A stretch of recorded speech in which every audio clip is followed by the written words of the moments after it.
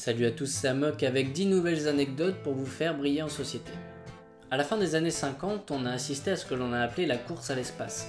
Et en cette période de guerre froide, les États-Unis avaient bien l'intention de la gagner, cette fameuse course.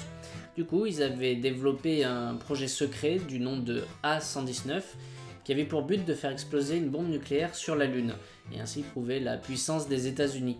Le projet a été finalement annulé de peur de choquer l'opinion publique.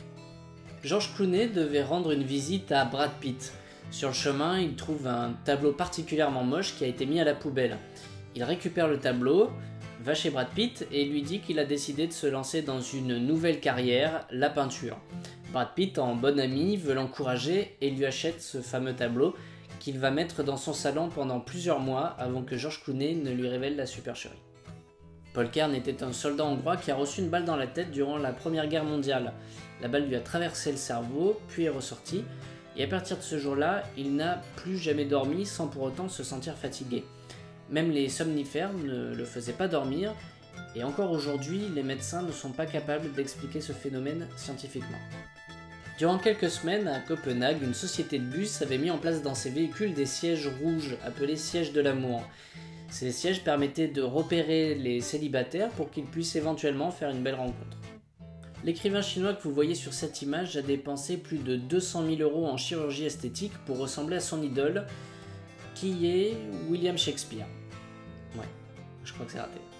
Le jeu d'échecs est supposé représenter un champ de bataille, du coup on peut légitimement se demander pourquoi il y a un fou au milieu du champ de bataille, alors que son rôle est simplement d'amuser le roi.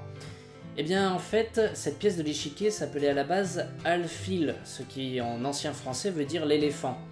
Le jeu d'échecs venant du Moyen-Orient, la présence d'un éléphant sur champ de bataille est tout à fait normale.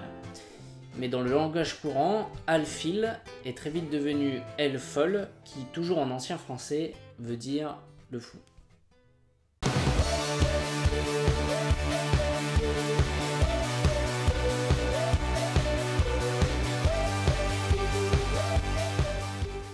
Si vous êtes de ma génération, vous savez sans doute que le Club Dorothée s'est arrêté en grande partie à cause de Ségolène Royal, et notamment de son livre Ras-le-bol des bébés zappeurs. Ce que vous savez peut-être moins, ou qui vous aura échappé à l'époque, c'est que le Club Dorothée avait répondu à la ministre avec un sketch à l'époque. Il y a une boîte de conserve. Ah ouais, elle est vide. Un bouquin. Qu'est-ce que c'est que ça? Ségolène Royal. Là-bas, c'est bien nul, ça.